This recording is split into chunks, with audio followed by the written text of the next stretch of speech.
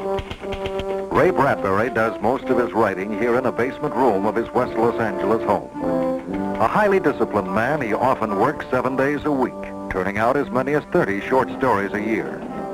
His files contain not only his completed stories, but the dozens of ideas, fragments, and first drafts which he keeps in work at one time. A purposeful clutter of curios, mementos, and old souvenirs surround him as he writes.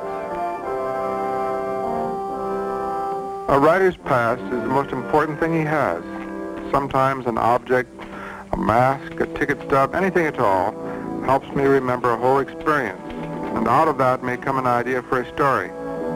So I'm a pack rat. I've kept everything I've ever cared about since childhood. Now, your problem is a feeling of inferiority. You're full of self-doubt in your careers today more than ever before. A writer must periodically break out of his isolation and come into contact with people. At least twice a month, Bradbury lectures to clubs, scientific groups, and students. Because really, essentially, no one can help you in this world. There is no help but yourself. Mr. Bradbury, how much did you make in your early years of writing? It varies. The first year I made nothing. The second year I made nothing. The third year I made $10.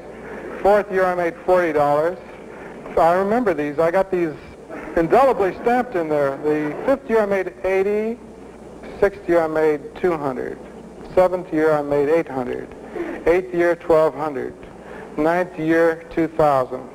10th year $4,000. 11th year $8,000. Yes. How does an artist keep going during those early years of low income? Just get a part-time job.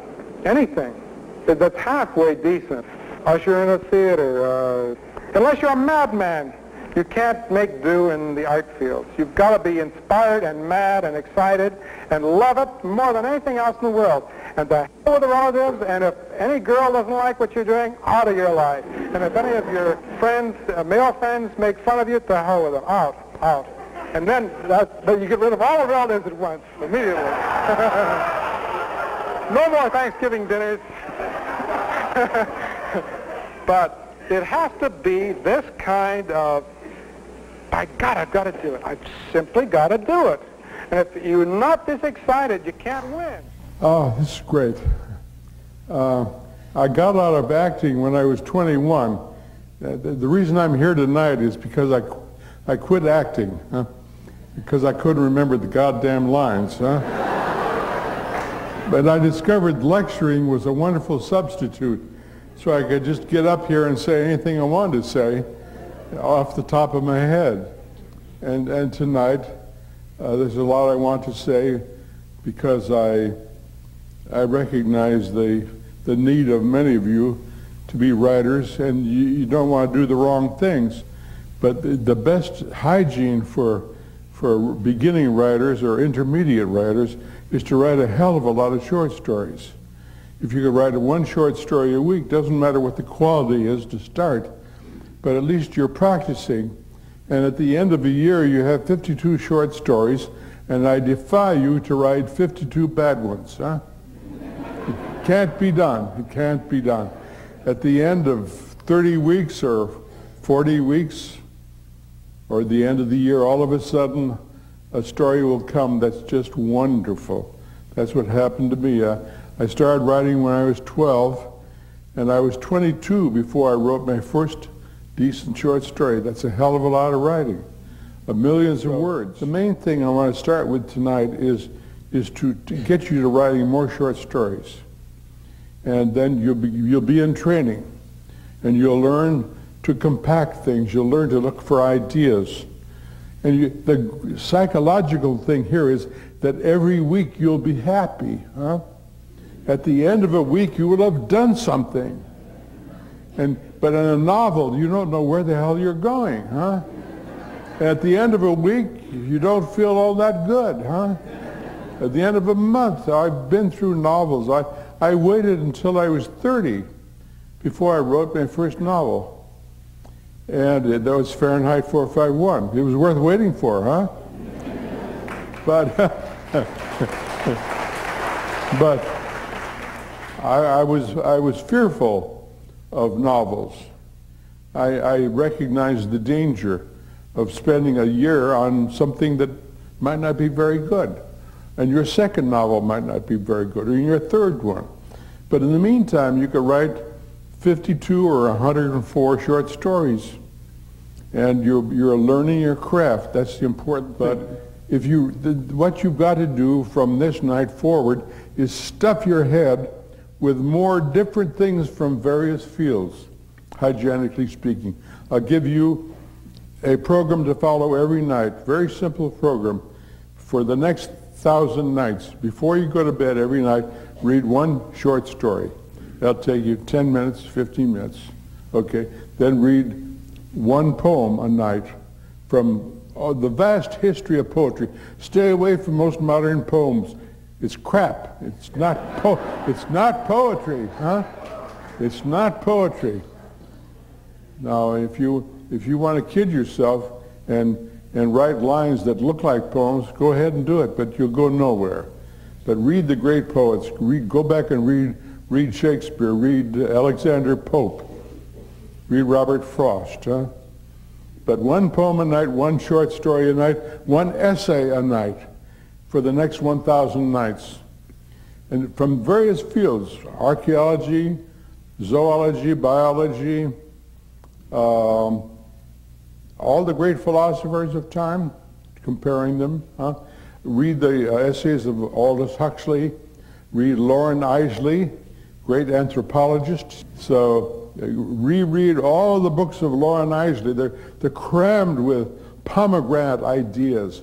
That's why I want you to read essays in every field, on politics, analyzing literature. Pick your own. But that means that every night then, before you go to bed, you're stuffing your head with one short story, one poem, and one essay. At the end of 1,000 nights, Jesus God, you'll be full of stuff, won't you, huh? You'll be full of ideas and metaphors, along with your perceptions of life and your own personal experiences, which you put away, and what you see in your friends and your relatives. So you want all these things to go in. And the more metaphors you can cram yourself with, they'll bounce around inside your head and make new metaphors. That's why you're doing this. But you've got to be able to recognize one when you see one. So hygienically speaking, the next thing is get rid of those friends of yours who make fun of you and don't believe in you. And when you leave here tonight, go home, make a phone call, and fire them, huh? Anyone doesn't believe in you and your future, to hell with them. Huh? I've had my fill of that. I had people I thought were my friends, but secretly they thought I was a nerd, yeah? Because I wanted to be a writer. I sold newspapers on a street corner from the time I was 19 till I was 21. I made $10 a week. This is back in 1939, 1940, 41. People came by my corner and said, "What are you doing here?" I said, "Becoming a writer." They said, "You don't look like one." I said, "Yeah, but I feel like one." Huh? I was filling myself. I lived at the library. I never went to college. I couldn't afford to do that. But I went to the library 3 or 4 days a week for 10 years. And I graduated from the library when I was 28. Huh? You live in the library. Live in the library, for Christ's sake. Don't live on your goddamn computers and the internet and all that crap, you know? Go to the library.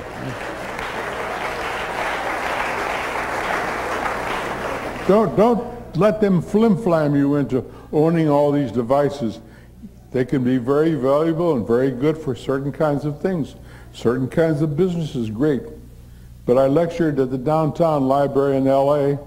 3 years ago, and I signed the guest book, but the name above mine had been signed the day before by Bill Gates, huh? The great technological expert. And underneath Gates' name I wrote, "I don't do Windows." Age of communication, right? Does anyone ever call you? Huh? I can't get through to any goddamn person in the world. I call corporations and the voice comes on and says, if you want this, press 1. If you want that, press 2. If you want this, press 3. I said, oh, press 4 and to hell with you. So we're being put upon. We're being flim-flammed. You don't need anything but a pad and a pencil, for Christ's sake. And the great thing about library is surprise, isn't it? To pull books off the shelf and not know what the hell they are.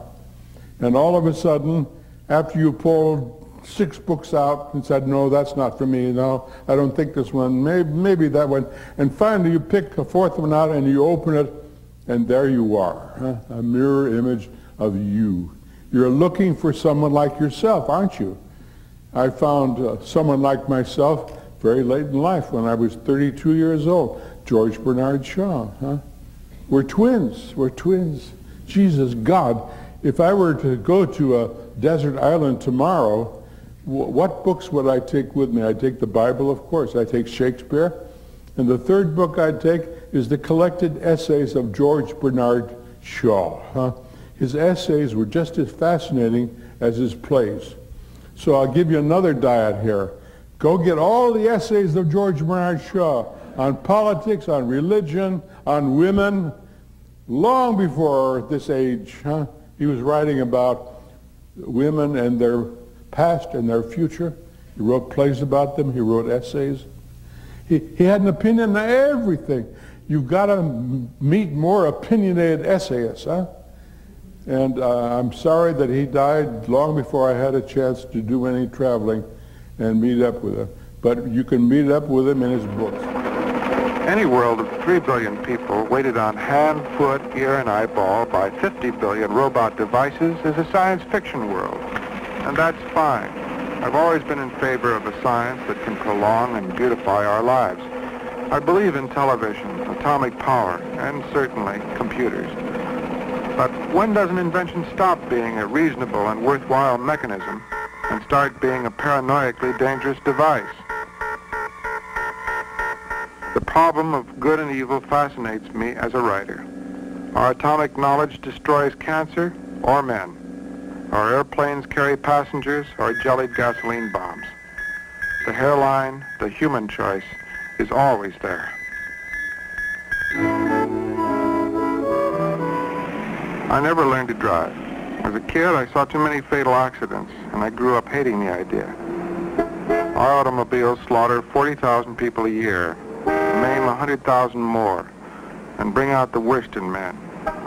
Any society where a natural man, the pedestrian, becomes the intruder, an unnatural man encased in a steel shell becomes his molester, is a science fiction nightmare. I want you to be a snob about anything. Anything you love, you do it.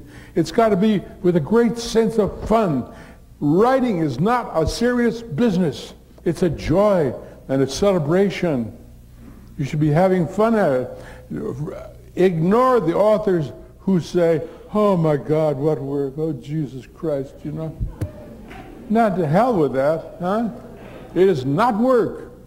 If it's work, stop it and do something else. If there are any of you here tonight or have gone into writing to make money, forget it, It doesn't work that way. My wife and I were 37 years old before we had enough money to buy a car.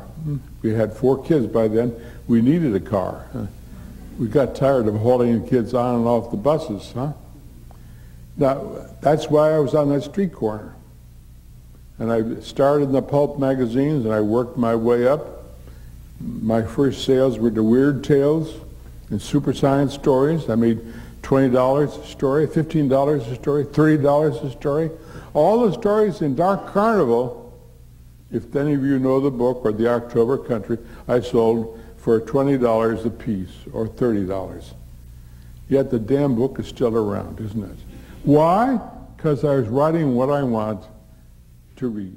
What you're all looking for, but maybe you don't know it.